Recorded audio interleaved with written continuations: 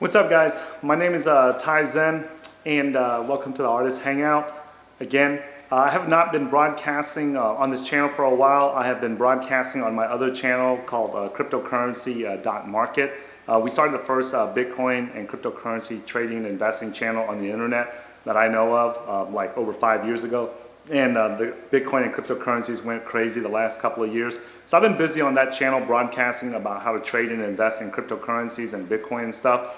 And I recently hired a intern named Casey, and I saw her shoot some video interviews of us, and the video quality was very high level, and so that prompted me and inspired me to want to get a higher quality camera instead of using my Samsung S5 or S7 smartphone. I wanted to do something that was a little bit more high quality, and I wanted to do something that was in 4K if possible. Okay, so I did some research online, and there was 3 things that I needed the camcorder to do, and everybody gets the camcorders for different reasons, but for me there was 3 main reasons why I needed the 3 main functions that I needed my camcorder to do, or the 3 types of work that I needed the camcorder to do. The first one was I needed the camcorder to be able to shoot just video vlogs of me like this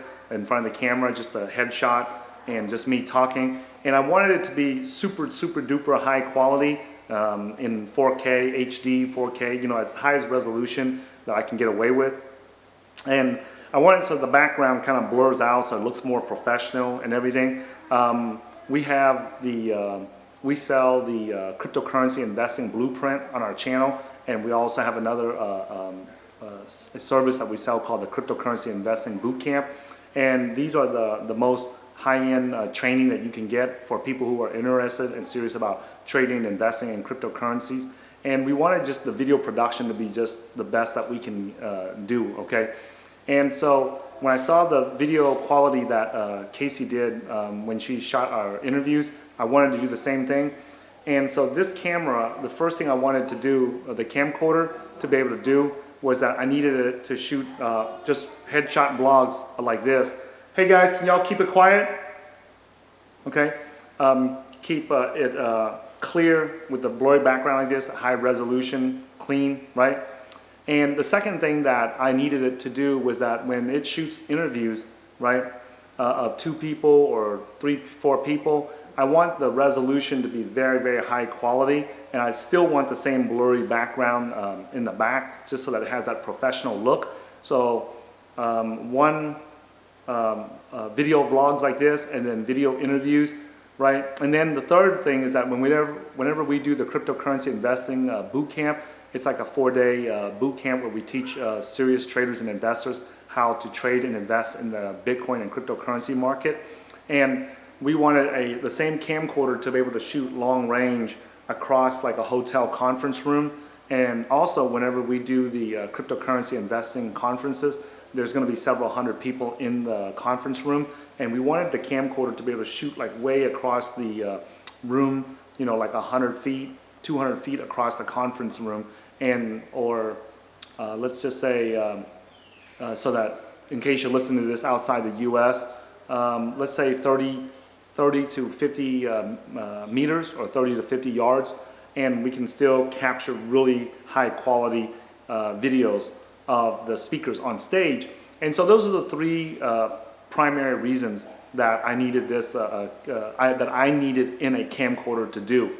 Okay, so vlogs like this, video blogs like this, interviews, and then third is for conference settings where we needed to do the conference from long distance. Okay, and I wanted to be able to, if possible, change the lenses in the camcorder so that I can record the different events or the distances between the camera and the person speaking at different ranges. Okay, so as I was doing research online, most of the cameras like the Canon C100 was the C100 was around, I think, like $7,500. The Panasonic EVA1 was also around like $7,000, $7,500, and then the Canon my mistake. I'm looking for a 4K camera, okay? So the Canon C200 and the Panasonic EVA1, and there's the I think the Sony F7 or something like that. All these model numbers are, you know, but there's each one of these manufacturers make a interchangeable camcorder body that you can put 35mm lenses on, or micro four thirds lenses on, or different, you know, interchangeable professional lenses on, and they all range around the $7,000 something range. And so when I saw this JVC, and a lot of people online were saying that it's a gem, it's a hidden gem, it's a secret tool or whatever, right? And I was kind of skeptical at first because I believe that the cream always rises to the top, you know. I really don't believe in like hidden secrets or hidden gems, okay? If the product is really as good as people claim it to be, then more than likely people are going to talk about it. It's going to climb to the top of the rankings, and pretty soon everyone's going to be using it, okay? So, but the small number of video reviews about this JVC GY-LS300 here, there's not that many reviews to find online, and the reviews that are online, okay, they are, it really didn't help me a lot because they're not actually using the camera during the review. Like, they'll take some test footage, but it was not actually doing what I needed the test footage to see. I needed to see them interviewing people. I needed to see them vlogging with the camera. Usually whenever people do the camcorder reviews online, all I see is that they hold the actual camcorder in their hand and they just read out specs. And if I wanted to read out specs, I can just go to the manufacturer's website and just get the specs for myself. What I'm interested in a camcorder review is I want to be able to see the actual footage. I want to see how it performs under real world working conditions, right? Because nobody gets a camera this expensive, you know, a $2,000, $3,000, $4,000, $5,000 camera just for fun.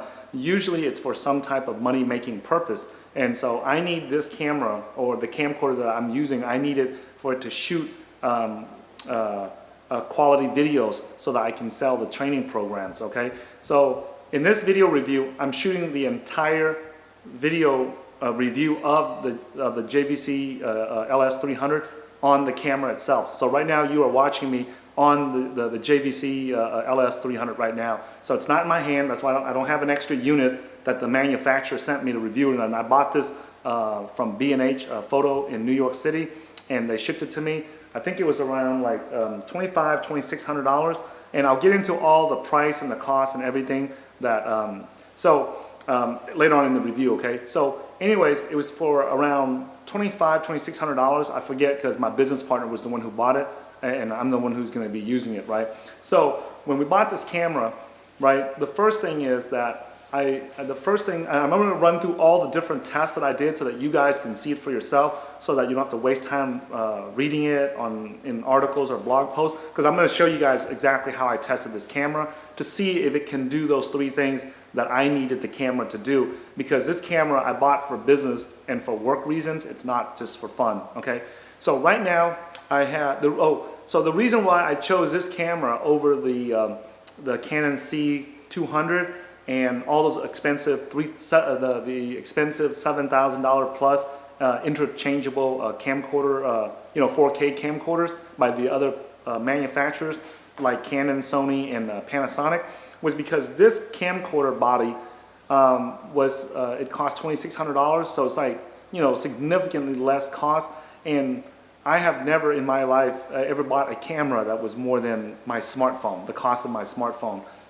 And probably like a DSLR, which is like maybe $1,500 at most, $1,700, $1,800, and then plus the lenses, the cost of the lenses. So to shell out $7,000 for a professional camcorder, that was not something that I was ready to do, simply because I didn't know what to expect, okay? I've never made that kind of purchase before. So what I did was, I got this because based on the small number of video reviews online, there was nothing that I found that anybody saying anything bad about it. There was a few people who said that this camcorder has an issue with the autofocus, like Michael Turner, the black videographer on his channel, Michael Turner.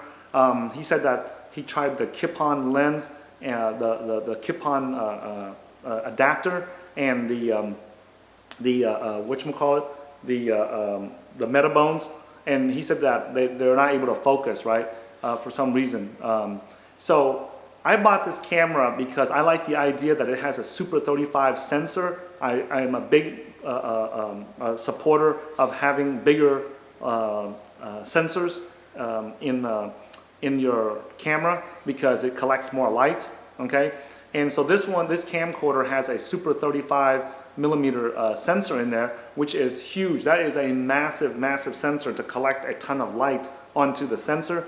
And then, but what's unique about it is the sensor is gigantic, okay? But the mount, the camera mount that's in there, it's only, what do you call that? It's an MFT, it's a micro four thirds lens mount. So the lens mount is actually smaller than the actual sensor that goes behind it, okay? So, and then you can put a different lens adapters on there so that you can use the Canon EF lenses, or you can use the Nikon lenses.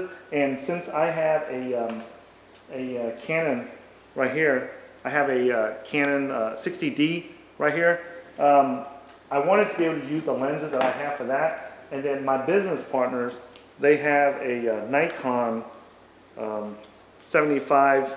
You know how Asians are, they got a ton of cameras and stuff. So I'm Asian, my business partners are Asian, so obviously we got a ton of camera equipment. Now, this Nikon 5700, D7500, and the Canon 60D that I have, unfortunately, I'm not one of those Asian guys that's very good with electronics and technical stuff. I use a ton of it, but I'm not one of those guys that like dive deep into all the menu settings and know every nook and cranny of the electronic equipment that I'm using, okay? So even though I have all those equipment, what annoys me the most is several things. I could not record more than like 12 or 15 minutes of video on those DSLR cameras, the Nikon and the Canon.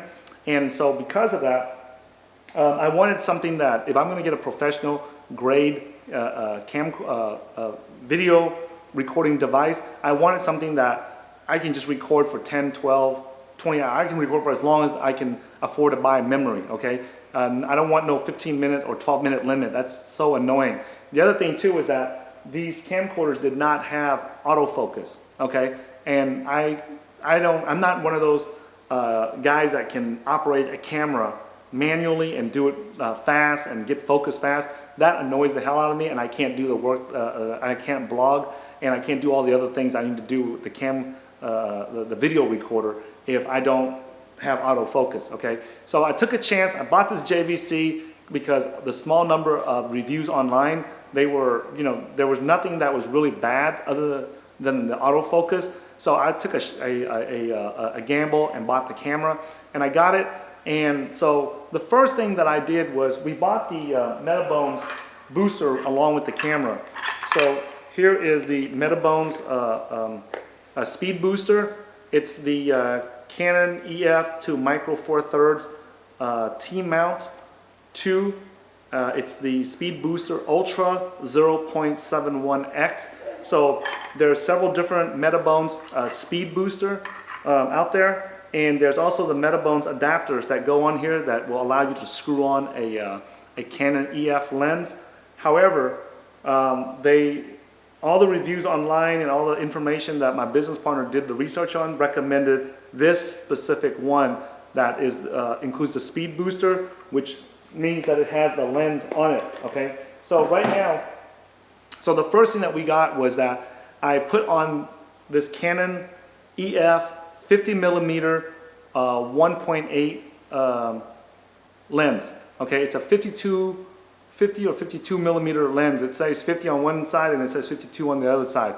Okay, so if I get these numbers wrong, you guys have to excuse me. I'm not a camera guy. I just know how to stand in front of a camera and just talk, okay? So it says Canon lens EF 50 millimeter 1:1.8 Roman numeral 2, okay? And on the other side of the lens, it says 52 millimeters. So that's the model that I'm using. Now, if you guys notice, I've been standing right here and I haven't moved from this spot. And the reason why I haven't moved from this spot and the reason why my head is cropped off and all this stuff is because I cannot get the autofocus to work on this damn lens, okay? And it's so annoying to me, okay, that I bought this lens for all this money and the autofocus is not working, okay? So now let me talk about the reason why I'm standing here. Okay, let me just turn it on so that you guys can see, okay? So I'm turning on the autofocus on the JVC camcorder, and then I'm now going to turn on the autofocus on the lens, the Canon lens itself. And I want you to listen, okay? Listen closely, right there. Okay, so I just turn on the autofocus on the camcorder body, and I turn on the autofocus on the Canon 50 millimeter, the 1.8 50 millimeter lens. Okay, and right now, if you can hear it. This is a USM 50 millimeter. It's the older generation 50 millimeter Canon EF lens, which means it's the what do you call ultrasonic motor or something like that. USM stands for ultrasonic motor.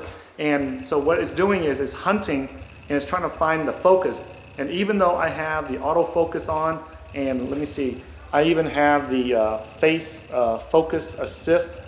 Okay, so now what happened was I just hit the autofocus lock. So what it does is it focuses in on my face. I think it did, and then it locks it and it stays right there. But when it does that, it forces me to have to stand in one place so that I can be focused in front of the camera, and that's very annoying. So my back is getting stiff just from standing in one place, because naturally when I'm talking in front of the camera, I'm moving my body around, I'm shifting my weight on my feet like that. So it doesn't allow, you know, if I have to stand in one place in order to remain focused, then I don't see the point in using the autofocus. So I'm going to take the autofocus lock off, right? So there it is. It starts to hunt again. So in order to shoot this video without that hunting noise in the background, what I have done, okay, so there it is again. If I move just a little bit, right, it's going to start hunting. If I think at some point I'm not right there, okay, see, it'll focus in, I can see it, but now if I step back a little bit, it'll focus again, but the lens will not stop hunting.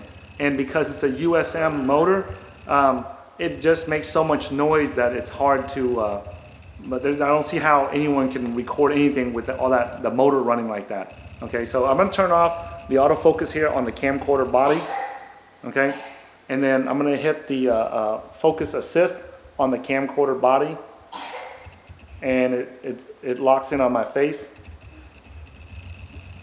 right there, and I'm focused at this specific point. So at this point I am pretty much the index finger here, I can actually touch the lens right there. I'm not going to touch it, but I'm tapping on the edge of the 50 millimeter lens right there. So I'm not that far away from the camera. So if you're wondering, at the same time, if you look at the audio, there is an XLR audio shotgun mic that is mounted on top of the handle that comes with the camera. That is one thing I do like, that I didn't have to buy an extra mic. So if you're wondering if the quality of the shotgun mic on the JVC camcorder is good or not, it's about where the tip of my finger is at. The end of the mic is right there. Matter of fact, I'm going to tap on it just so that you guys can hear the mic. Right there.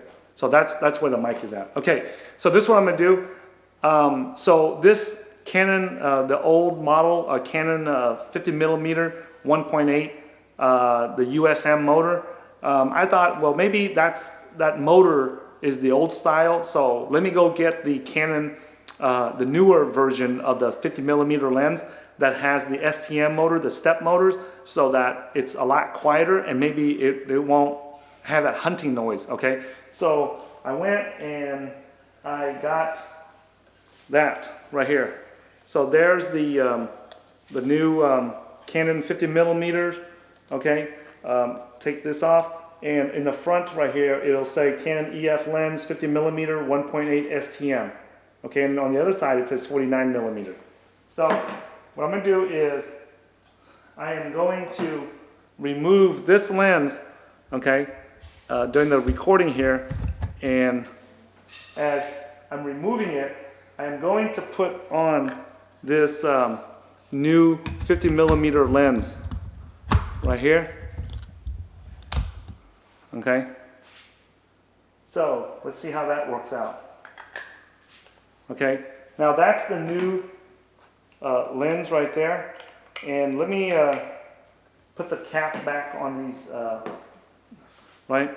So now I am going to hit,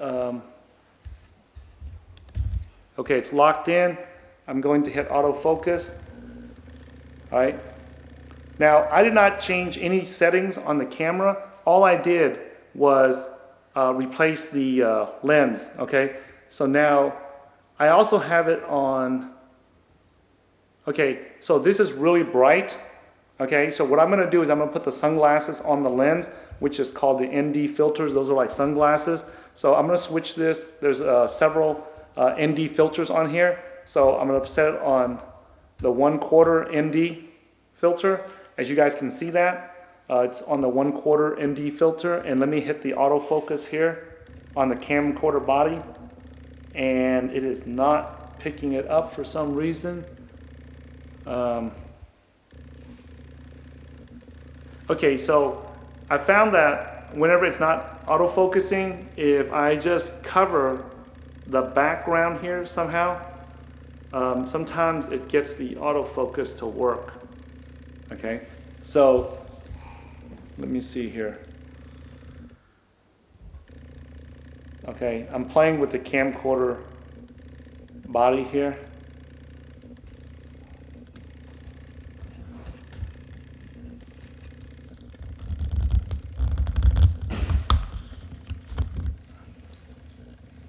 I just took the hood off just so I can have access to the focus ring.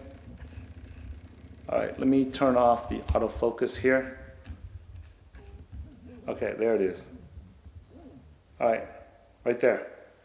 Okay, so now this is the exact same 50mm lens from the Canon EF lens, and what it's doing is that it has a obviously it's a lot brighter. I didn't change any brightness setting. The only thing I did was I put on the 1/4 ND filter, and I'll scroll through the ND filters for you guys just so that you guys can see it. Let me see here. It's about right here is where. So what I just did there was earlier when it was blurry, when it was out of focus, I could not see because the viewfinder is only so big. I could not tell if I was in focus or not. So there's a button on called expanded focus on the handle side where the rocker switches are, right? So you hit that expanded focus, and what it does is it zooms in on your face. So now on the camcorder screen, all I can see is like this much of my face, but then at least I can see if it's focused or not, okay? So what I'm gonna do here is just go through these ND filters right here real quick for you guys, just so you guys can see. Obviously my hand is about arm's length, okay? I'm about 5'11", and my arm is about arm's length from the ND filter switch right here. So I'm gonna switch it to 1 1/16 right there. That's 1/64, and that's the ND filter off. So in case you guys are new to camcorders, I'm not like real technical when it comes to camcorders and stuff, but my understanding is that the ND filters are like wearing sunglasses. So there's 1/4, there's 1/16, there's 1/64, and there's the ND filter off. So let me put it back on 1/4 right there. So it looks better at the 1/4 here. Okay, so there it is. All right. So now, as you guys can see, regardless if I use the old lens, the old 50mm lens with the USM motor, or the new lens with the STM motor, the image quality of this camera is just phenomenal. At least in my eyes it is, okay? I'm not like a cinematographer, I'm not Steven Spielberg here. All I know is how to make videos to blog and know how to make videos at conferences to teach people how to trade and invest in Bitcoins and cryptocurrencies, okay? So I can see that this video quality is, to me, it's just phenomenal. Like, I have never seen video quality like this before, and I'm just shooting this in HD. I'm not even shooting this in 4K yet. Okay, so I tested everything when I got this camera in HD because the file sizes are a lot smaller, and I'm using the lowest HD setting that's on this camera at the moment, and just so that I can take the memory card out, transfer it to my laptop, and just take a look at the videos much faster and quicker. And then once I get the whole process done and figured out, then at that point I can try to use the higher resolutions, like the 50 megabit bit rate and the 4K and all that other stuff, because I did not want to deal with big file sizes in the beginning while I am experimenting with the camera functions. Okay, so I'm going to turn this back on to the autofocus again, and let's see. This is the manual focus here. So if you know how to manual focus, I guess this camera might not be a big deal to you. Okay, I don't know how to manual focus, and I am not going to be standing there trying to do manual focus while recording a cryptocurrency investing conference. Okay, and in the future I'll be using this same camera to do all my art classes, so I don't want to be using, there's no way I'm going to be teaching at the front of the class and in the back of the class and run back and forth to focus on the camera. Okay, so I'm going to hit the autofocus here on the camera body. Let me see. Okay, no, it's already on. I got to turn on the autofocus on the lens here. Okay, let me see. Okay, if you'll notice, the camera body is autofocus is on, and the lens autofocus is on, and it's still not in focus. All right, so I got to go in there and manually move the ring here and autofocus. Okay, and it won't let me do it since the lens and the body is both on autofocus. So I got to turn the autofocus on the body off, and then now I can focus in manually. Okay, so there is, I guess, if you know how to manual focus, and I guess if you can stand here in front of the camera and screw around with the lens, with the focus ring, I guess there's not a big deal. So I thought about this, and I looked online, and I'm trying to solve this autofocus issue, and I found Michael Turner, the black videographer, and he mentioned in his one of his video tests where he talks about the autofocus, and he said that he called JVC's tech support, and the technical people said there, if you use a lens that has a zoom on it, or autofocus and image stabilizer or something like that, right? That it can autofocus a lot better. Okay, so I thought, okay, so let me go and get a lens that has autofocus motors on there. Okay, so what I did was, let me see here. I have a Canon, right? I have the Canon. Let me see. The Canon right here, okay, 135 EFS right there. And what happened is I found out that the EFS and the EF lenses are two different types of lenses. Like I said, I'm not a cinematographer, so I'm not, I don't have very good knowledge of lenses. But my business partner told me that I can only use the EF lenses, okay? So I could not use this one that I already had from my Canon 60D camcorder. So what I did was I went and bought a Canon 24 to 105, okay? So this lens right here has a autofocus, and it has, what do you call that? Autofocus and image stabilizer, and it has the new STM step motors, so it's supposed to be much more quiet. So what I'm going to do here is go ahead and put these two and try it on for you guys. Okay, so I'm going to take the 50mm lens here. I tried all kinds of different ways to get the the old and the new 50mm lens to work, and none of it ever was able to autofocus, okay? Now, you got those fancy cinematographers who, what they do is they cut the video and edit and everything. I am not one of those people that know how to do that very well, guys. So that's why I am changing the lens in the middle of the review here, okay? Now, if you guys remember earlier when I had the new model 50 millimeter lens with the STM motor, I had it on 1/4 ND filter. So I'm going to turn, let's cycle through the ND filters again, okay? This is 1/116th. This is 1/64th. This is ND off. This is ND at 1/4. ND filter at 1/16th. This is ND filter at 1/64th. And this is off. So with this particular lens, it looks like it looks a lot better off. Okay. So this lens allows you to zoom in and zoom out. Okay. And obviously you can play with the focus here once you get it zoomed in and out. So right there, okay. Now that's all the way in, that's all the way out, okay.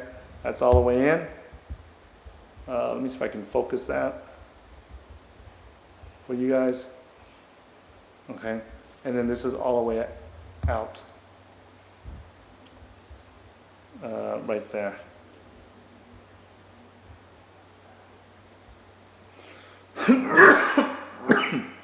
Okay, so there it is, all the way out. Again, all the way in. Now the sun's getting brighter outside, so let me turn the ND filter on to 1/4, just so you guys can see better. All right, so there it is right there. Let me see here. Okay, I still got the focus on expanded focus, so I can see myself on the screen to make sure that it's clear.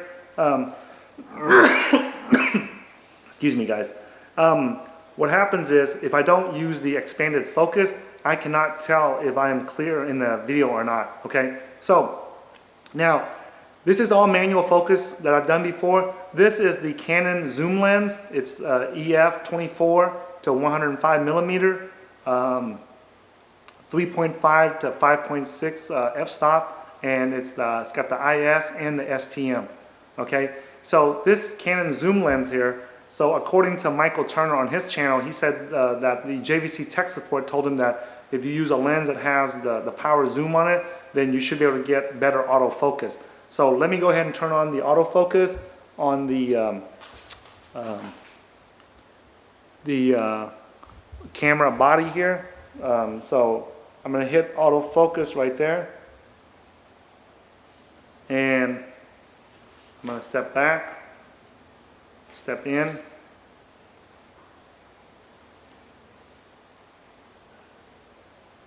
let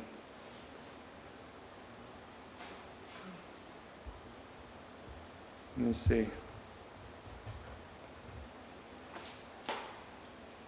I'm moving in and out.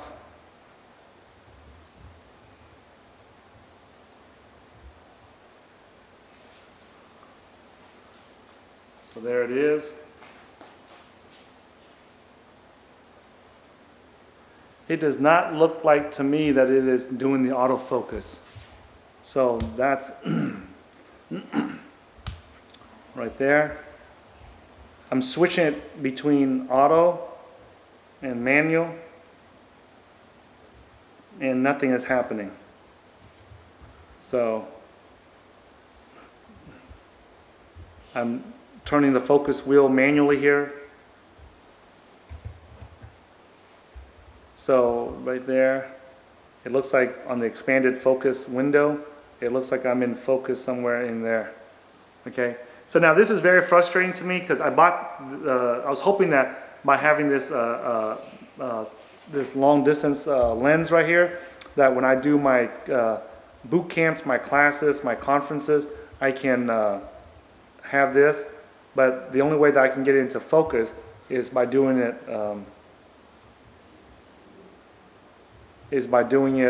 manually. And like I said, I will not be able to do this. Okay, so let me see here real quick.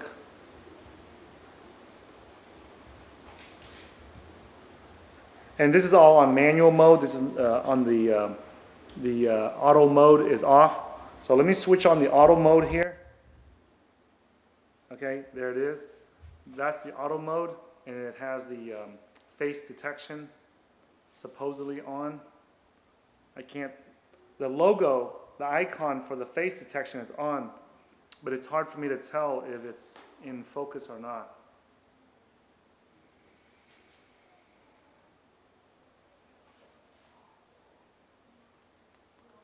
All right, so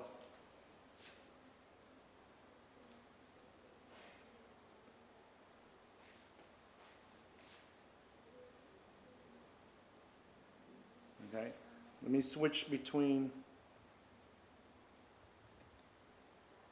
Okay, let me turn the autofocus off on the camera body. So right there, that's, I got it on manual focus. Right there.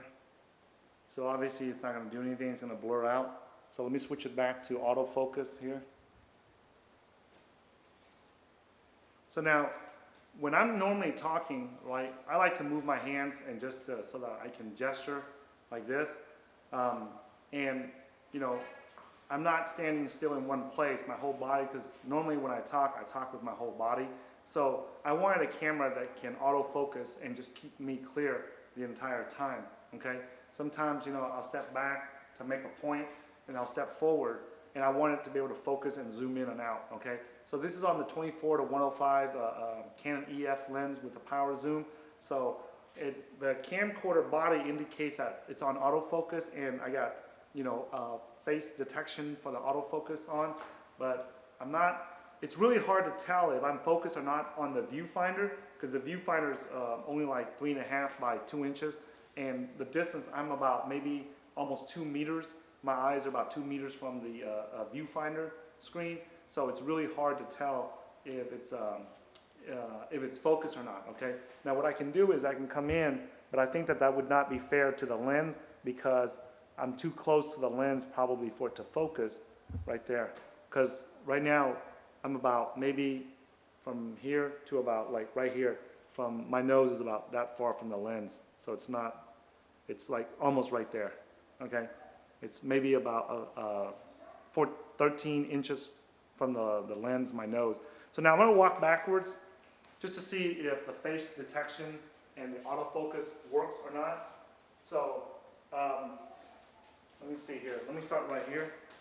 So I'm going to go 1 step, 2 step, 3 step, 4 step, 5 step, 6 step, 7 step, 8 step, 9 step, 10 step, 11 step, 12 step, 13 step, 14, and then I'm going to walk forward. Now at the same time that I'm doing this, I'm doing it on purpose without a lavalier microphone, just so that you guys can see the quality of the shotgun mic that is on the camera. I did that on purpose. I also purposely put the lights on, the window lights on behind me. I know it's bright outside, and I purposely did that because I noticed that one of the things that I personally like is when a camcorder can still get a clear view of my face despite the fact that I am, there's bright light behind me, okay? So I did that on purpose. So I'm gonna do it again, and this time I'm going to step back, and I'll close the windows so that you guys can see what it looks like when the window is closed, okay? So,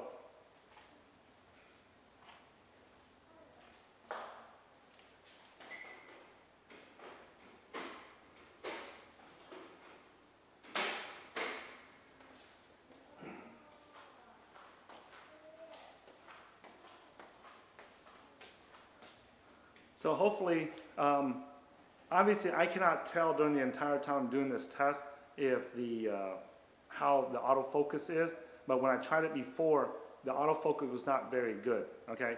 So I'm going, right now it's on a 1/4 ND filter. I'm going to switch this to a 1/16 ND filter, and I'm also gonna walk back again so that you guys can see, all right?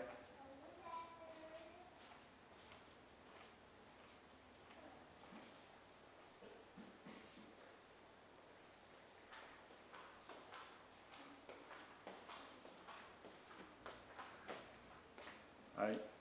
Now, I'll also switch it to, just for testing purposes so you guys can see it also, I'll put it on 1/64th, and I'm going to walk backwards also.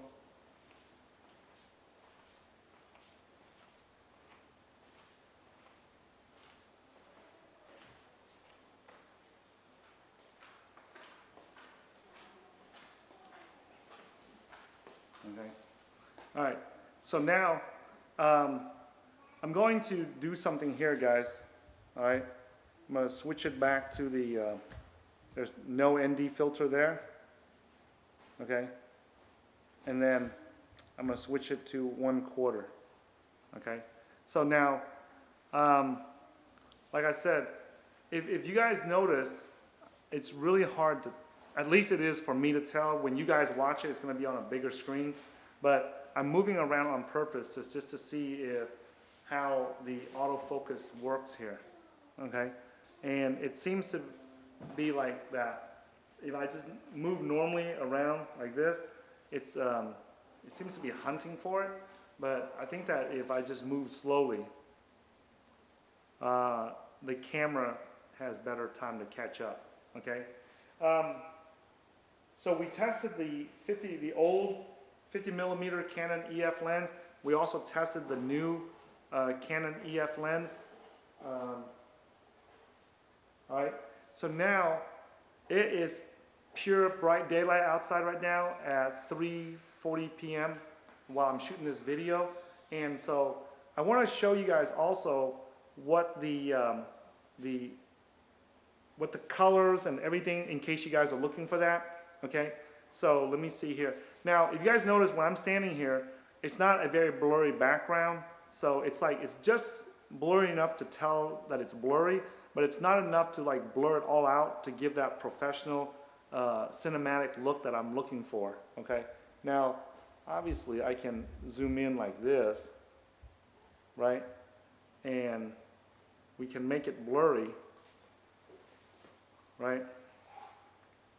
So now that's more like see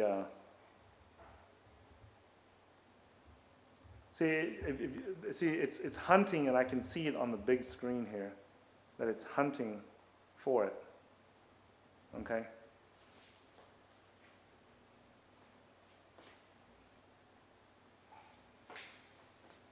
I don't know, compared to the Sony and the Canon cameras, those seem to, when I see it on YouTube, on the reviews, it seems to be able to find focus very quick, right?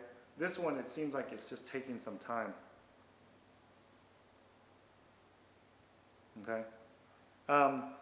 Okay, so let me take this outside, and I can, let me take this outside, and I'm going to show you guys what it looks like when we are outside, because I want to shoot some long distance shots so you guys can see the colors and see the focus and all that stuff. Okay, now I'm not going to turn the camera off. Okay, I'm not one of those guys that can go in and cut edits and show you the before and after. I'm just going to take the camera outside and show you right now. Okay, so just bear with me here. I gotta unplug the power here, and then we're gonna.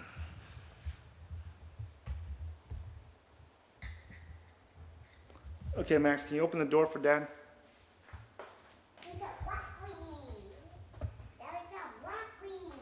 Okay. All right. Watch out.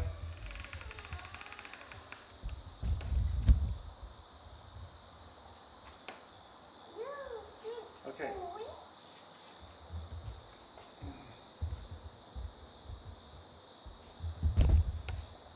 Okay. So let me just level out this camera here, guys. Okay. I got this thing mounted on a Davis and Sanford V18 fluid head, so it's pretty cool. All right. So what I'm gonna do here is.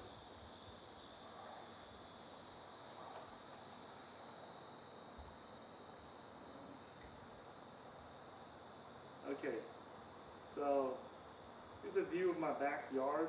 So I'm going to zoom in on the barn there in the backyard.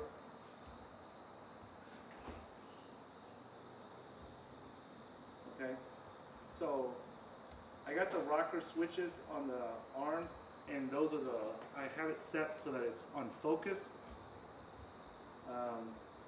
So one thing is, because I'm trying to read the writing on that trash can in the back, but I can't because it's so far away, and the viewfinder here is so small. Okay. Let's see here. It's hard for me to see it through the LCD viewfinder, and it's hard for me to see it in the eyepiece also.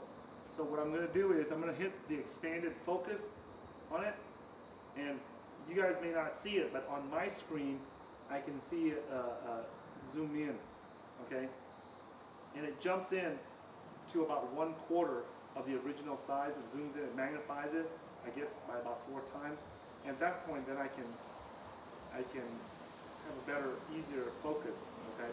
Now, I got the ND filter on 1/4, but it's too bright, so I'm gonna focus it, put it on, let me see here. Let me put it the other way. I got it on 1/16, just so that it's not so bright. And I just want to give you guys a view here of my gorgeous backyard. Okay. Right there.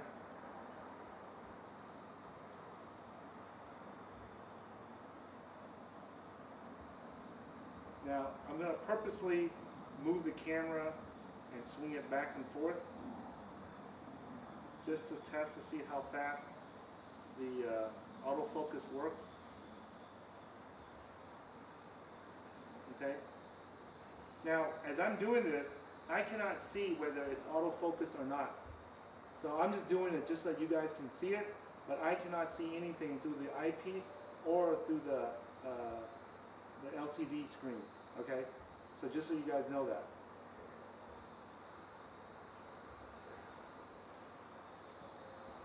Right?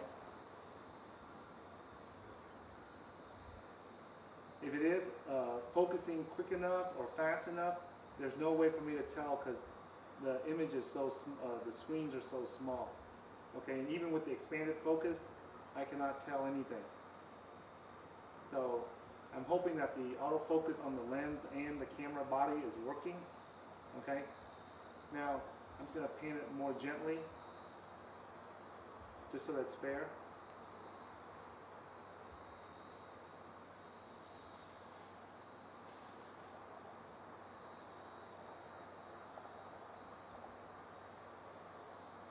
Okay, so I previously set the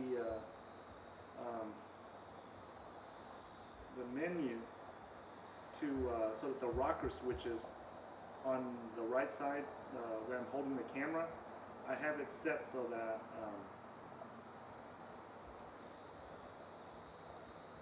let's see here. I have it set so that it's being used as a focus, but right now I'm going to go in and see if I can change that so that the grip zoom is on zoom instead. Okay, and this is one thing that I do like about this camera, is that during the middle of the recording I can go into the menu system and change a lot of the settings.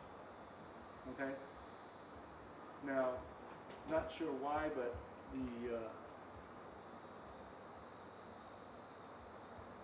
I changed the and it's not doing the power zoom with the lens here, and I'm not sure what that is that's causing that. I thought that would do it, but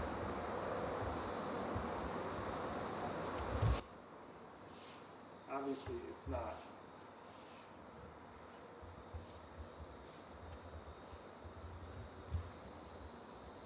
Okay. I changed it to so that the rocker switches on the grip are zoom, but it's not. I don't know what's causing it not to zoom in and out. So I have to do it manually by hand and do that.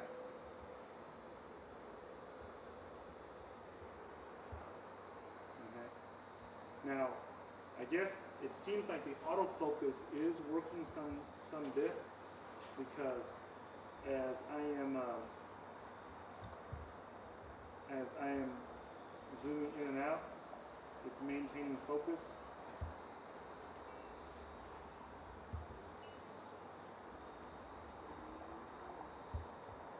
Right there. Okay.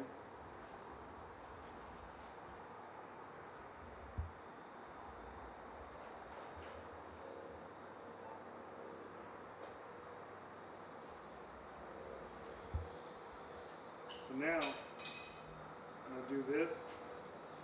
I'm going to leave it there. Put the ND filters on to 1/64th, just so because the sun is out, right? And what I'm going to do is I'm going to just take a walk out the back here, just so you guys can see how the autofocus is working. Okay.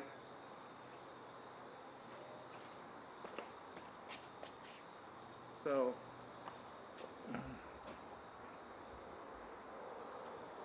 I'm standing here, and let's see how well the autofocus keeps track.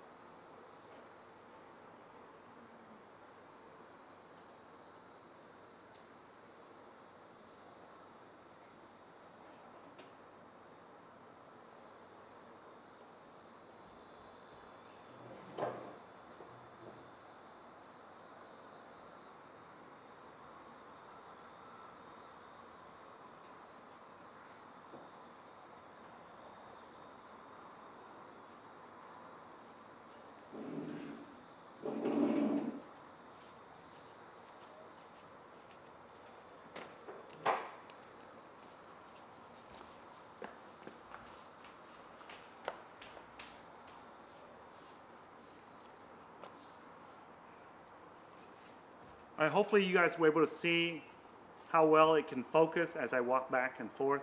Let me see now.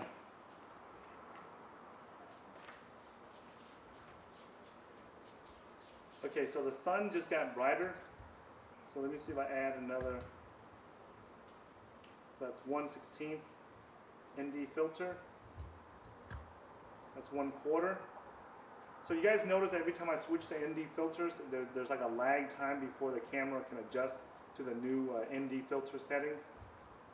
So that's the ND filter off. Okay, I'll let it settle for a minute, and then that's 1/64th. Okay. Hey guys, be quiet. Let me start with off again. So there's ND filter off.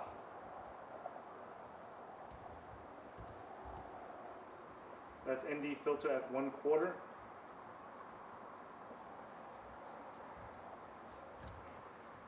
That's ND filter at 1/16. That's ND filter at 1/64, which is probably where this should needs to be at, simply because it's so bright outside right now.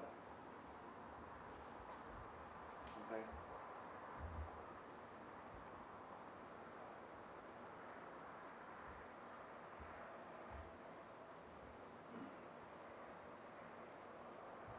All right.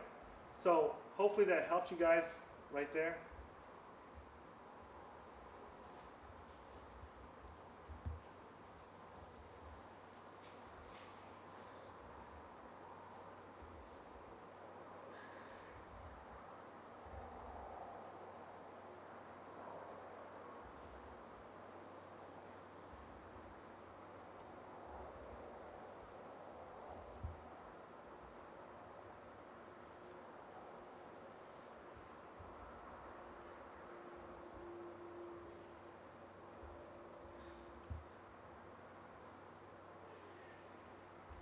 I'm just taking a few random shots here so that you guys can see what it looks like. And again, I'm zooming in and out just to test the autofocus here, guys, to see how fast it can focus, or how well it can focus, more so than anything else.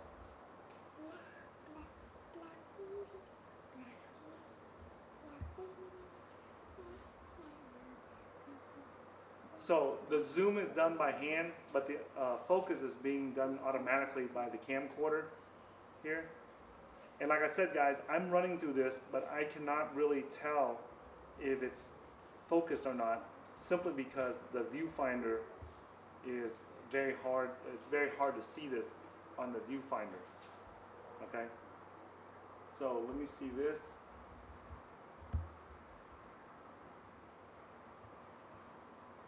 Come over here. Let's take a shot at this one more time.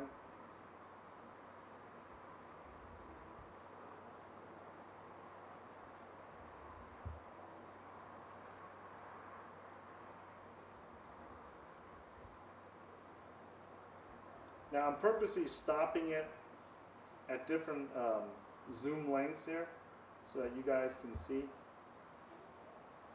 Alright.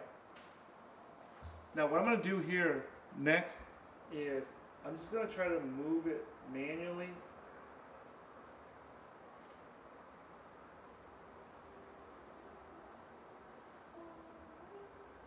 And so that way you guys can see how well the JVC can maintain focus as I'm zooming in and out gradually.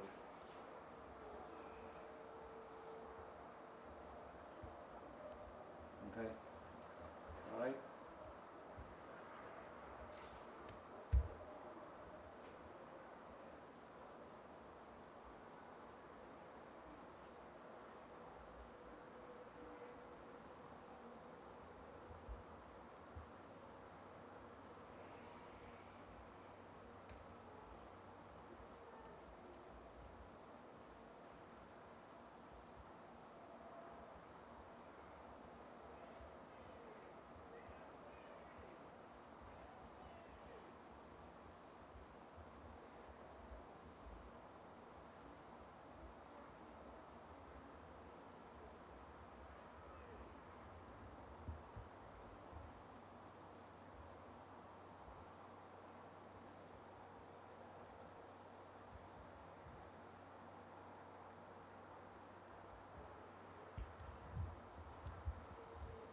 Okay, the only thing that I'm not clear on is why I have it on the menu. Lets me set the grip zoom to zoom, but it's not actually letting me do it when I actually hit the buttons.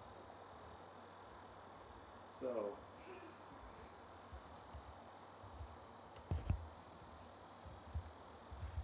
I put it on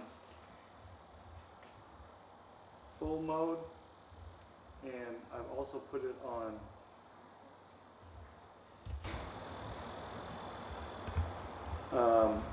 turn the auto mode off, and it's still not.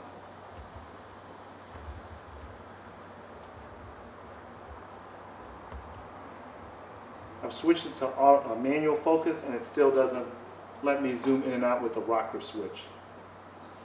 So, all right, I'm going to take this back inside, guys, and let's take a look at this back on the inside here. All right, can you close the door for me?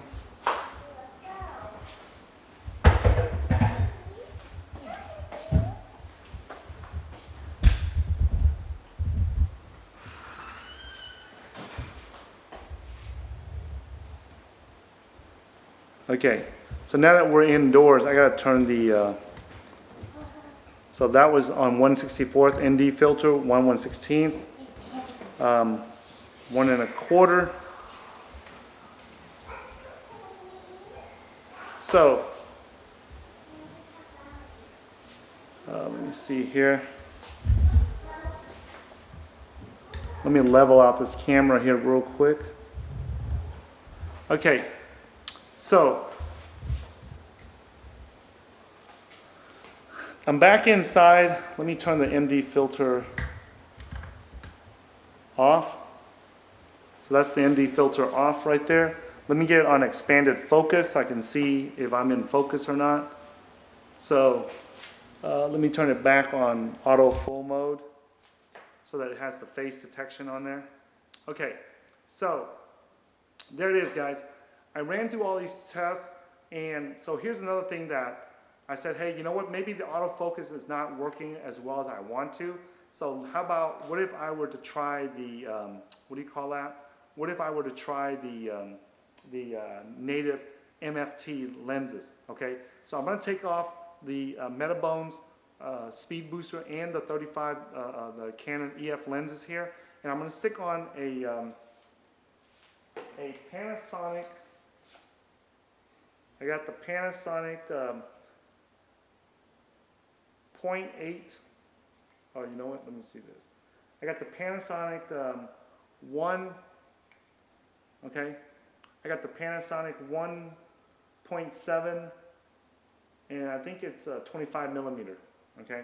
So that's what this little baby is right here. Okay. So the Panasonic Lumix lens here, and so what I'm going to do here is this, guys. I'm going to change it out again. Now, let me just explain something to you guys real quick. When you guys remove the Metabones speed booster on here, there's a lock button on the right side. When you look at the front of the camera, there's the lock and unlock button. You have to push down the button. It's a silver button. You have to push it down, and it is a pain in the butt. It is not user-friendly at all, guys. Okay? When you push it in, the button kind of leans to the right, so you got to lean it back to the left and push it all the way in. So it's kind of like a two-step push in. Sometimes you push it in one time and it goes all the way in the first time, but most of the time I got to push it in, and then once it's flush with the face of the camcorder, then you got to like nudge it to the left a little bit, and at that point that's when it actually unlocks the Metabone speed booster, and then you can rotate the Metabones speed booster and then pull it out. Otherwise, if it's not completely depressed, pushed all the way in, then you struggle with it and you're busting your butt and you can't get the damn thing to come off of camera, okay? So I'm gonna take off the lens and the speed booster here, right there. So let me do that again. So there's I'm pushing it in, and then I gotta push it in the second time in order to take the lens off, okay? So what we have here is the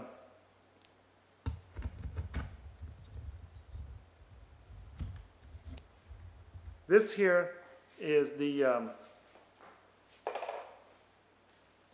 Lumix lens, the Panasonic Micro Four Thirds lens now. So there's no speed booster on this. The autofocus is still on, and I'm stepping forward to see if the face detection and the autofocus works, and I'm stepping back to see if the autofocus works also, okay? So there it is right there, and based on that, that's what it looks like. So I step back some more, okay? Hopefully, like I said, guys, I'm doing this, and I got the viewfinder on expanded focus so I can see to make sure that I'm inside the camera, but I cannot tell if I am focused or not, okay? So I'm stepping in here. So I'm just gonna talk like I normally do, and I'm gonna play with this Micro Four Thirds lens here so that you guys can see how I normally vlog and what it would look like. So let me take it off of this. So normally when I'm vlogging, I like to stand about this far from the camera just so that my head, there's a little bit of space above my head, and my hands are right here so I can control my hands and, you know, be more expressive in my communication on camera, okay? So here's the thing that I would say about this JVC. There's a lot of things that I like about it, and when I saw that the JVC, okay, so there's a lot of times people review the specs on the camera and they actually don't explain what it's for. They just say the numbers, but how does that do anything, okay? So let me just run through from the bottom of the camera up to the top of the camera, okay?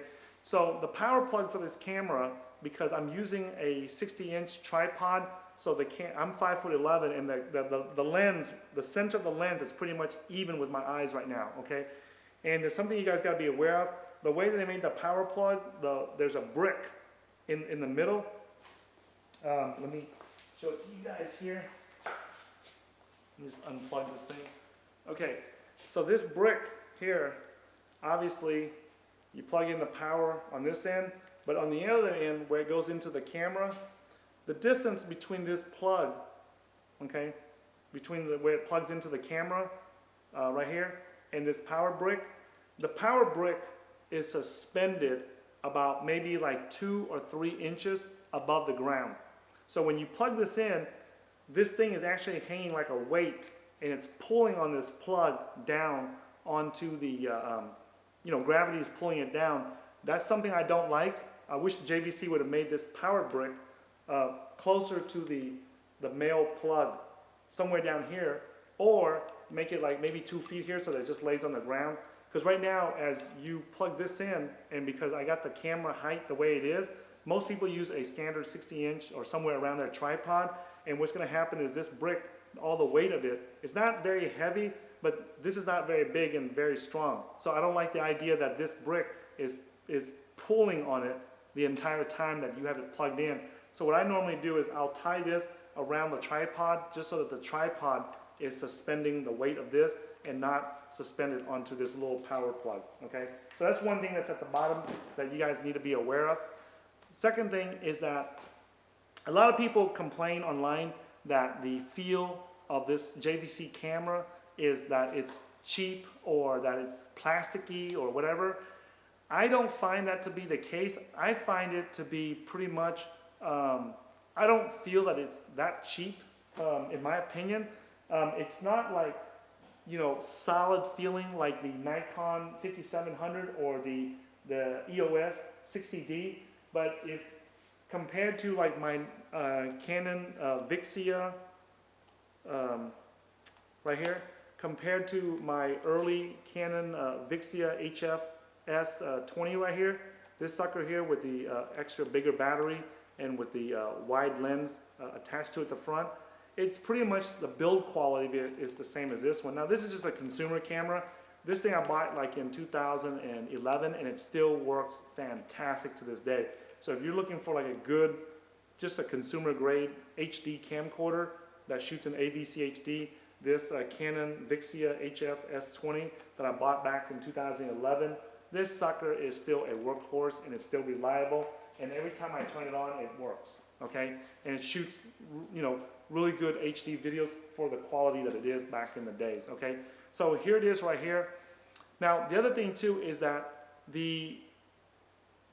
there's a handle on top of this camera, and there is internal microphones that's built into the body of the camera, not into the handle, but the body. And there's 2 XLR jacks right here.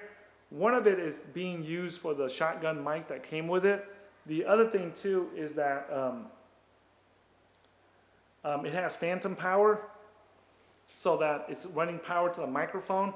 And right now it has 2 audio channels in. So what it allows me to do is that it allows me to run the shotgun mic into it. So when I'm vlogging, I like this idea. I like the audio on it. I'm standing about 1 arm's distance from the lens, and the audio I tested before I did this review, and I'm happy with the audio. That saves me hassle from having to put a wireless lavalier mic.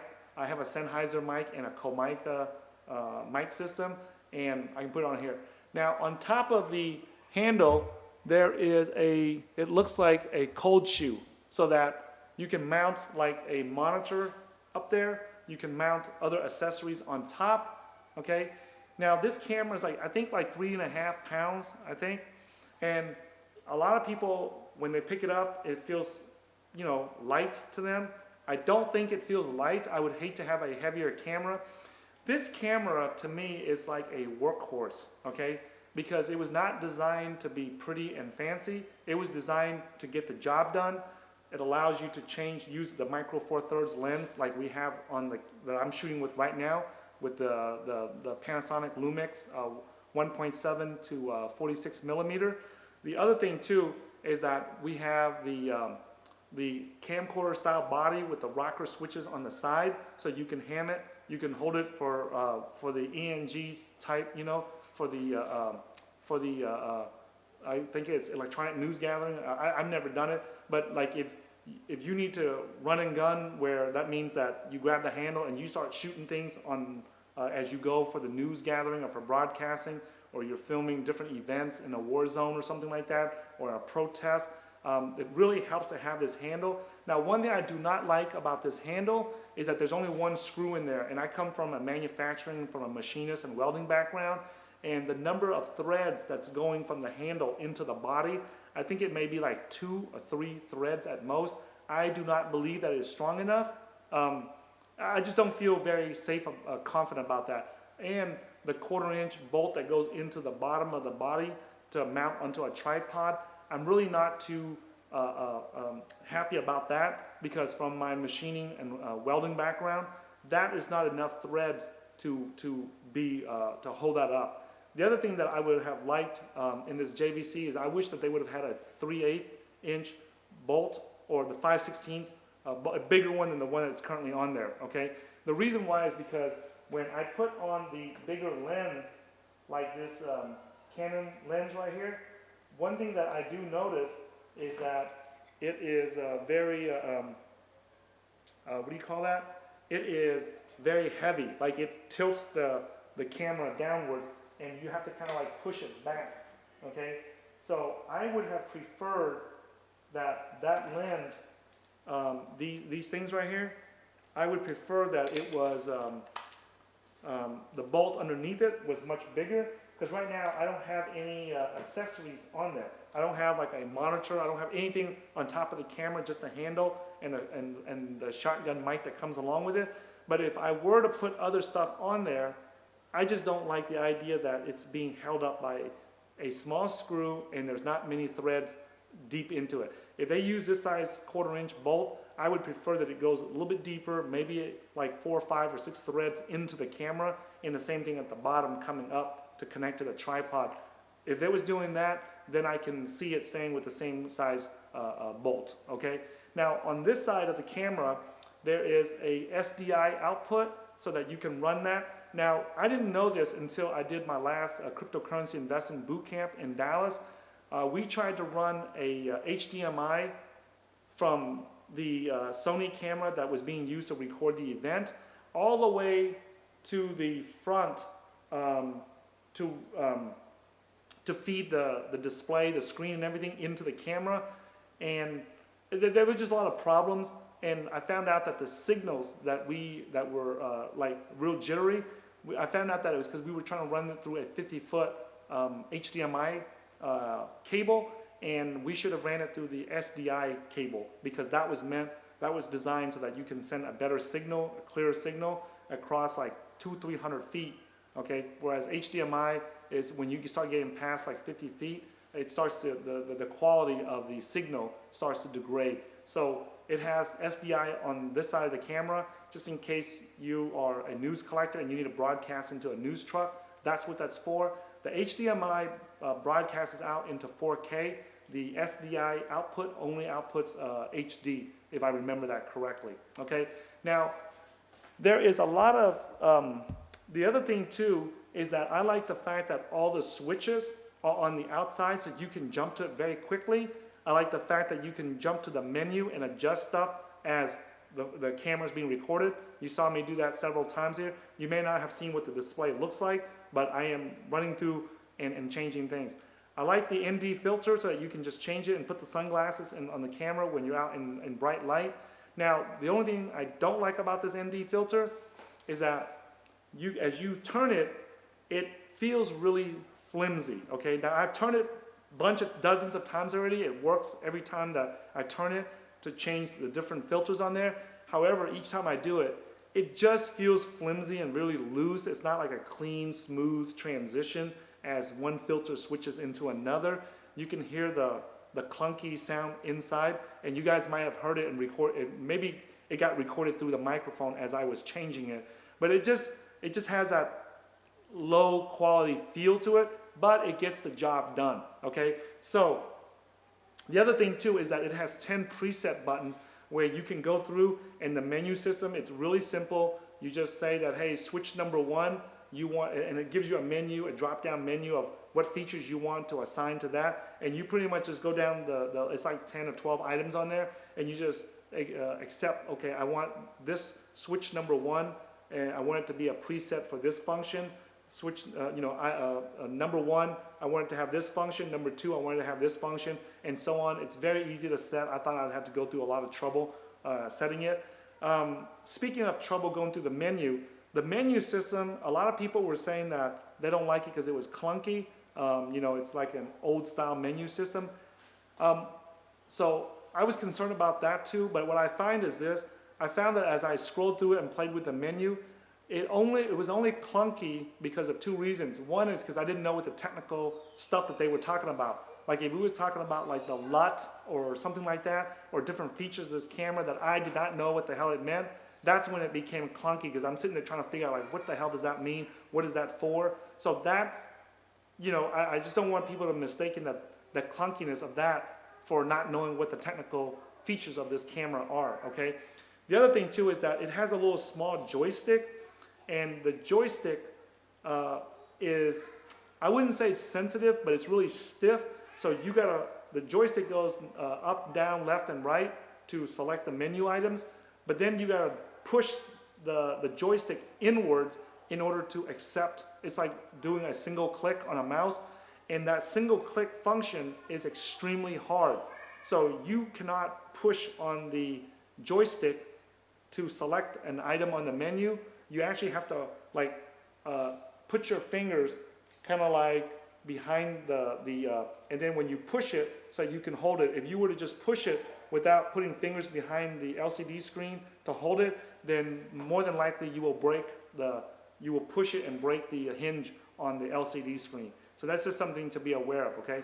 Now, so that's something else to keep in mind. Now, what else is there on this thing? Oh, there's something that a lot of people were complaining that on the Panasonic EVA, not the Panasonic EVA, but the Panasonic 4K cameras, like the UX180, all the UX series cameras, a lot of people were complaining the fact that you cannot look through the eyepiece and look at the LCD screen at the same time. So for example, if I'm filming this and I can see myself on the LCD screen to make sure that I'm at least inside the screen and that I'm not standing like this, okay, outside the screen. So I can see that, it helps me. Now, if I have a cameraman behind the camera, it's also nice for him to see through the eyepiece and see that I'm in place or make adjustments or whatever, And a lot of people were complaining about 2 things from other manufacturers. They didn't like the idea that you had to switch between the 2. Like on Panasonic's 4K cameras, you can only either look at the LCD screen or you can look through the eyepiece. You cannot do both at the same time.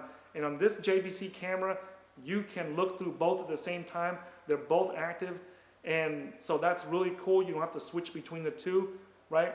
The other thing too that is really good for the people who need it is that when you look through the eyepiece, you can see the image and everything. Now, a lot of people complain online that the image quality was not very good, it's not very big or whatever. I don't have a reference point.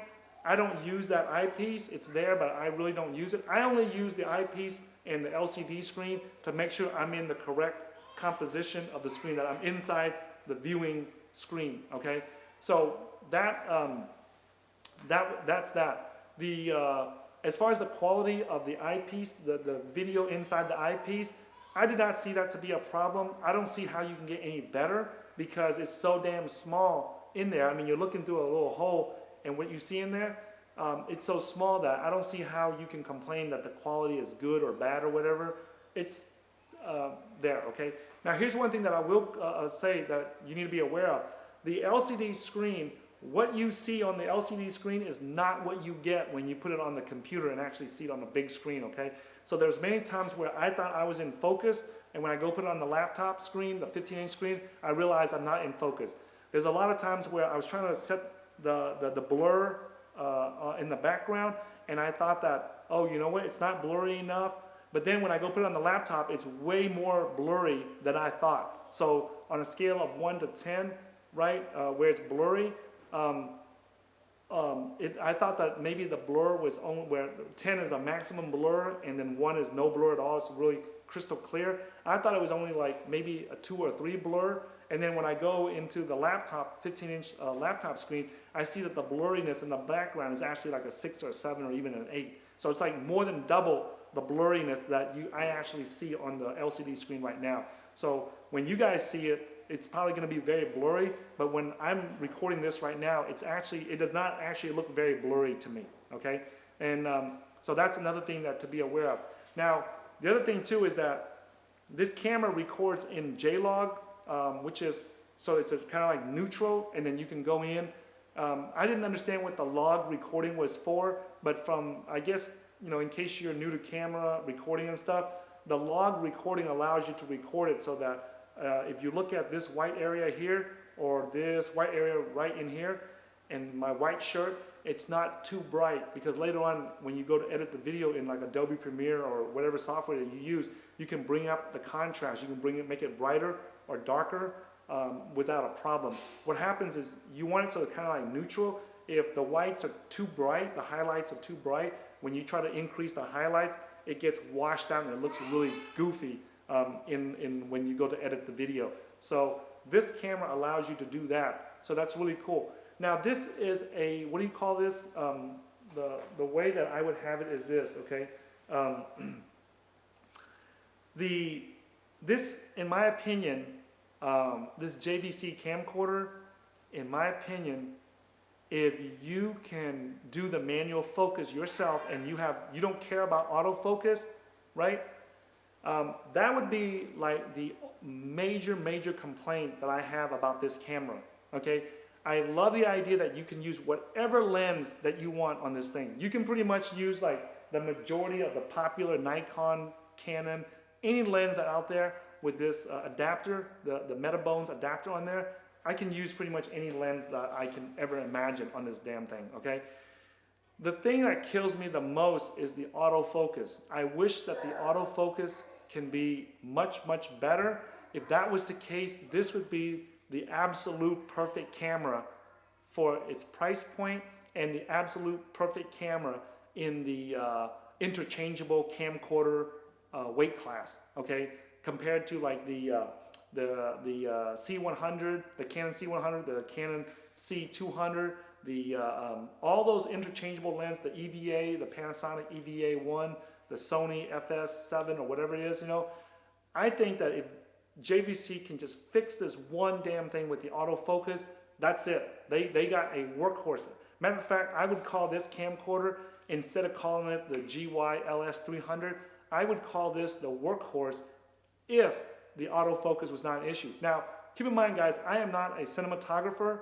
I don't know how to make movies. I'm not a filmmaker or none of that. I don't know how to operate the autofocus, okay? I mean, the manual focus, okay? My eyes are not that good. I cannot tell, okay? If you are one of those cameramen that knows how to manual focus and you enjoy autofocus and you don't care about autofocus because you like to do it manually, in my opinion, the video quality, the image quality on this thing is magnificent. And if you can do the manual focus yourself, in my opinion, this camera is probably absolutely way more bang for the buck compared to like the Canon C100, the Canon C200, right? I've looked at the video footage off of this camera that I've shot compared to the video footage of those other expensive cameras, those $7,000 cameras that I've seen online, and I do not believe that the image quality between these are any different, okay? If you put the two together, you might be able to like compare, like one is a little bit better than the other, and I can say this with a high degree of confidence because I used to teach art for many years, and in my opinion, I have a better eye to see the difference between quality of different images than most people can, and I can honestly say that the image quality of this camcorder is not going to be distinguishable among those other $7,000 camcorders. For me, I don't know how to focus manually well.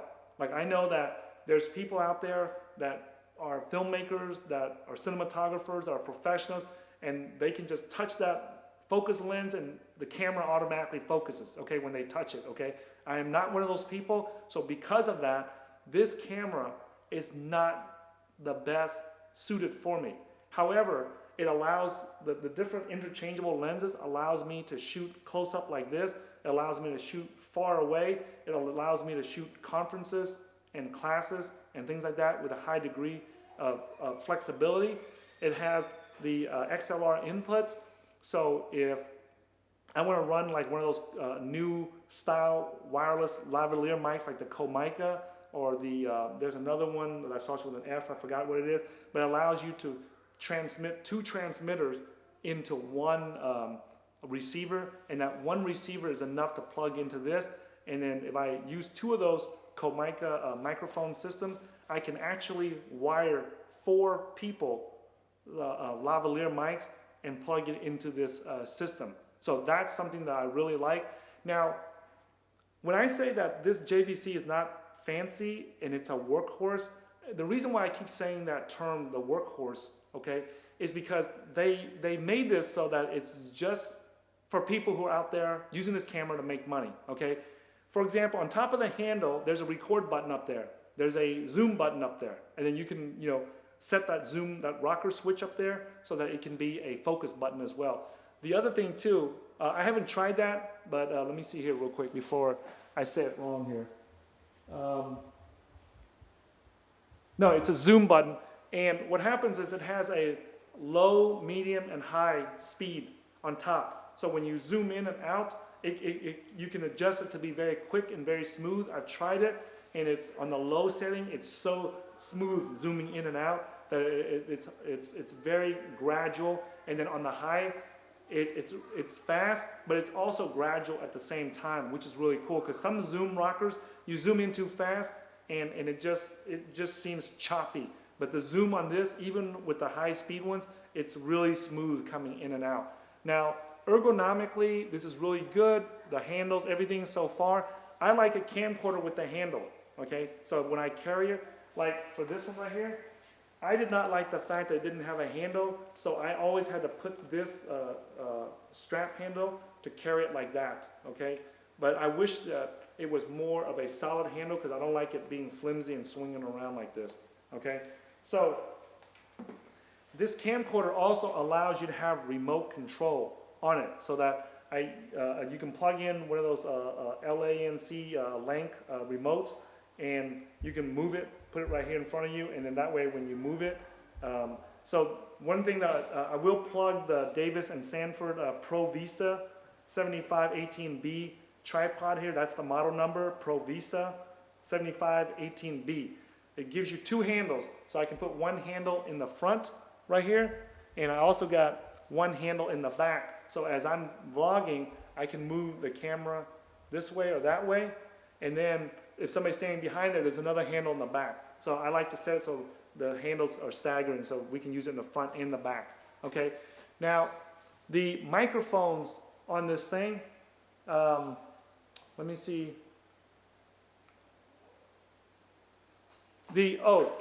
Speaking of the microphones here, the buttons on this thing, I have a problem with the buttons on this thing. I wish that I can grab the JVC engineers and just shake them gently and vigorously. The buttons on this thing are so tiny. Like pretty much every button is like tiny, and they're not, and that's not so bad. If they can just protrude the buttons away from the surface by like 1/8 of an inch, right? Or 1/16 of an inch, that would be really nice. What happens is most of the buttons are flush with the surface of the camera body. So you are trying to it's a really pain in the butt because when you push on it, you don't know if the button's even depressed or not. You gotta look on the LCD screen to see if the button is actually, the icons come up, and that's the only way you know if it's actually, there's no way where you push in the buttons for you to feel a tactile depression or a switch or something to let you know that when you push on it, that the button actually worked. Now, there are switches on here on the side for the gain, where they have a low, medium, high gain, and there's a switch for the white balance. You can set like to B setting or A or preset, those switches, you can flip them up and down, and on those you can tell that the switch actually engaged. But for all the buttons, when you push on it, there's really no way to tell that it's engaged.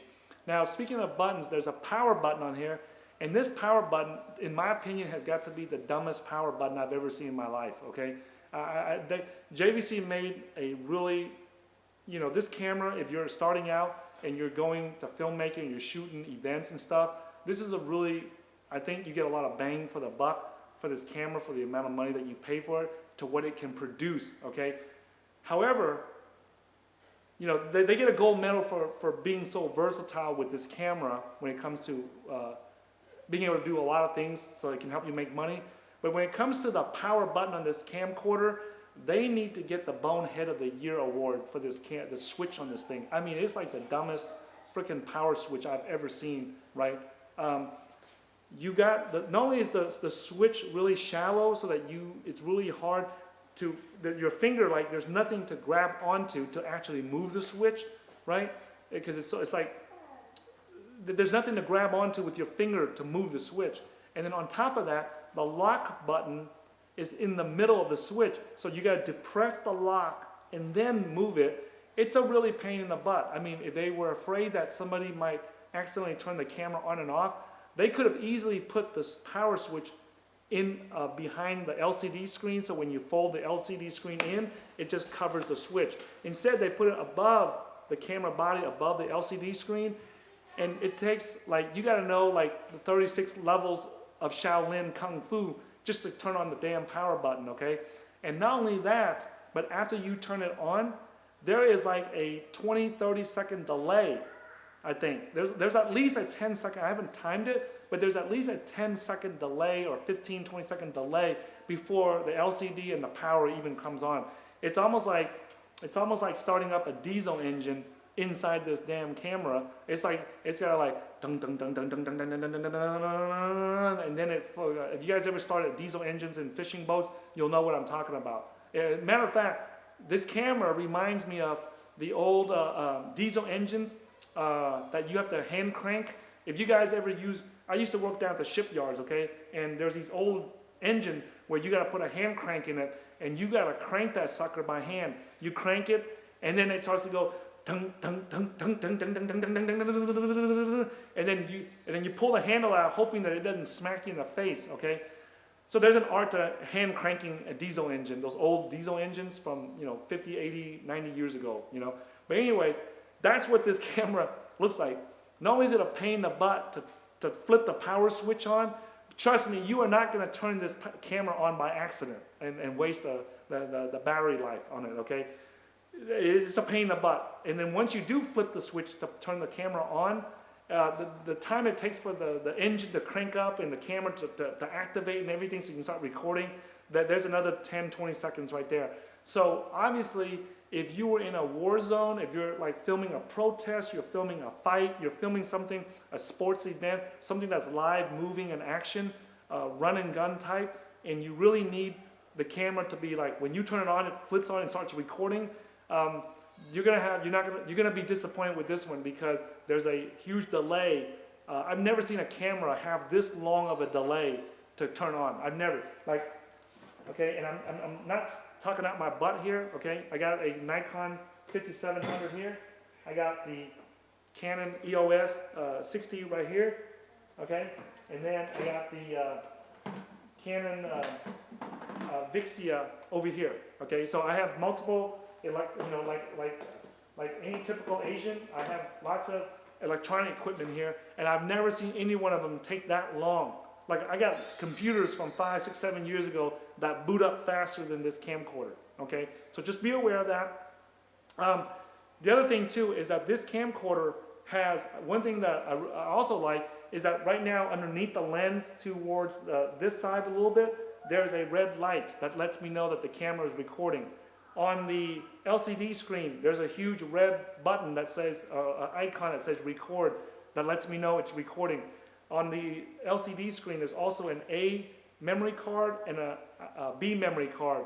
And it also, the A memory card, it's lit up in red to let me know that it's recording into the A memory card. On the top of the camera, Okay, on the handle, there's another red light that lets you know it's recording. And then behind the camera, there's another red light that lets you know it's recording. And then on this side of the camera, on this side of the camera, on the LCD side, where all the buttons are at, right below the card A and card B, right now underneath card A, there's a red light on to let you know it's recording. And let me see. Okay, the same light, red light that's on the front, the way that it's designed, you can also see it from this side. So basically from the top, from both sides, and from the front, and from the back, you can always tell when the camera is recording because there's a red light to let you know it's recording. And you know what? I can't believe it. You know what? This has got to be the first for this because I've never seen this, okay, in any other camera, okay? I just now realize that it doesn't matter if you're from top, bottom, left, right. It doesn't matter what side of this camera you're on. There's always a red light to indicate that the camcorder is recording. So there's never a time, there's never an angle on this camera that I can find, okay, where you cannot tell that it's recording or not. Okay, so that's a huge factor. A lot of people don't think that's a big deal, but when you're working, when you've made, you know, over 1,000 videos like I have online, this is a problem that you don't want to have to deal with, okay? The other thing too, on the back of this thing, there's all kinds of plugs to plug in all the different accessories that you need, all the remote controls. There's headphone jacks so that you can monitor the audio on this thing. And then, let me see what else. There's also, the battery, okay? The other thing I want to talk about is the battery on this thing. The battery is, it says like it's like 300 and something minutes or 200 and something minutes, I think. I really don't trust the numbers on any camera when it says how much battery is in the battery and how many minutes you actually have, okay? I don't trust any of them. You got to record it a few times and get into the habit of knowing, you know, if the indicator right here, right now it says that I have 163 minutes left. I don't know if that's true or not. Earlier, when I never trust what the LCD says, how much power, how many minutes I have left versus how much battery time I have left. But I do know this camera, I have been goofing around with it all day, like almost every day since I've gotten it, and I've never had a problem with the battery. Like, if I remember correctly, you can probably run it for about close to 3 hours non-stop without any problems, okay? Because I've tested it a bunch of times, pull out the memory cards, go look at it on the computer, come back, plug it in, record again, and just playing with the recorder this entire time. And I have not seen, I don't have a problem with the battery at all. Matter of fact, the battery life is really good. Like on this camera, the original battery life on this camera when I originally bought it was like around, I think like an hour and a half or something like that. And I went and bought this extended battery here that's double the size. And it was supposed to get like 4 or 5 hours. It never got 4 or 5 hours since I've had it, okay? But it still gets like a good almost 2 hours, okay? So this camcorder here has way more than 2 hours of recording time, okay? In real recording, all right? Now,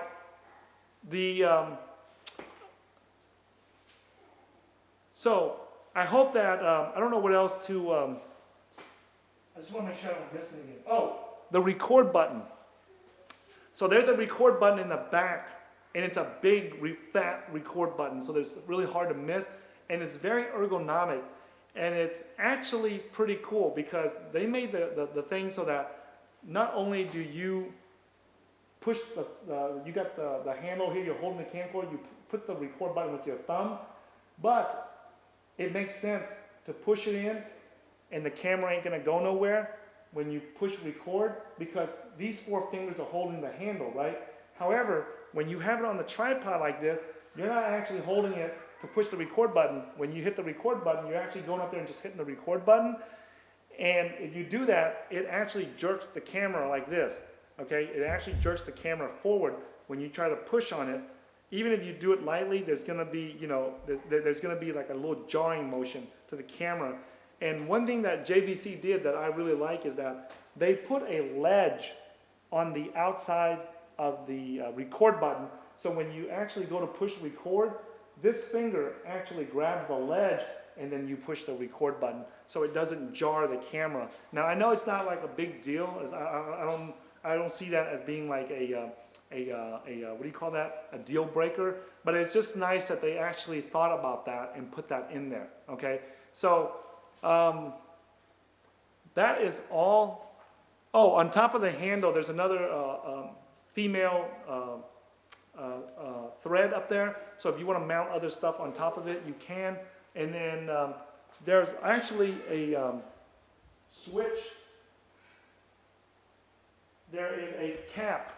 Okay, there's like a it drops down. There's like a cap, a rubber cap or lid, or I don't know what you call it, but it's like a cap, so that when you're not using all the 4 or 5 plugs in the back of the camera, you can just push it and it seals it. It's not like weatherproof or nothing like that. It's just to keep out like big chunks of dust and rocks and stuff like that. It's not, I don't think it's like, it doesn't, the camera does not look like it's weatherproof or like dust proof or anything like that, okay? But that's, it's a workhorse, guys. If you need a camera to shoot the news, if you need a camera to shoot documentaries, and the main thing on this, guys, is that if you are able to do manual focus and you're good at it and you know how to do it, then this camera is not a problem. Like the fact that you can use any lens that you want on there, okay, to me that is a huge bonus, okay? If it hadn't been for the autofocus, guys, this, in my opinion, would be probably the perfect camera out there to do any kind of video work that you need up to 4K, okay? So it puts out, if you use the Shogun, Atomos, Inferno, Ninja, one of those, you can actually output this camera to it in 4K at 422, the color at 422, so that it has a high quality color to it. Now, all that stuff, guys, a little bit too fancy for me, but in case you need it, it's available, okay? So I know that this is a long review, guys, but I wanted to show you guys all the different things that I wanted to know when I was looking to shop for this camera. And I hope that this camera review, I think this is like the first camcorder review I've ever done in my life. I hope that this helps you out, because I was very frustrated when I was searching online to find, to give me detailed information about this camera and to give me the information I need to make a buying decision on it. So I hope that this video review helps you guys in some way. If you guys find it helpful, I have the links below. They are my affiliate links. If you guys click on it and get the camera, right, then I get a small piece of it, you know, or something like that from Amazon, whoever it is I put down there, okay? So I need to disclose that for FTC reasons in the US, okay? So, like I said, guys, I have no problems with this camera except for the autofocus, guys. All the other quirks, all the other little knickknacks here and there, like the shallow buttons, the view, the LCD screen not being clear resolution. I don't know why this LCD screen is not a better quality LCD screen, guys. I mean, we got smartphones nowadays that are so, there's screens everywhere. I mean, that all of them have good quality screens, so I can't imagine why this JVC does not have a better LCD screen, okay? So if there was only one thing that I would get the JVC engineers to fix on this camcorder, if there's just 2 things that I could get them to fix, I would be, I think that this would make it one of the best cinema cameras out there. It's to fix the autofocus, and number 2 is to put a better damn a screen on top of this LCD screen so that people can see at least the blurriness and everything, to make sure that it's accurate, okay? And to see when things are in focus. This, some people online said that the LCD screen, when you fold it in and out, it feels flimsy. When I'm using it, I mean, to me it's like any other, to me it's no different than one of these. This one right here, at least the one I have, it folds, it flips 180 degrees so that I can see it from this side.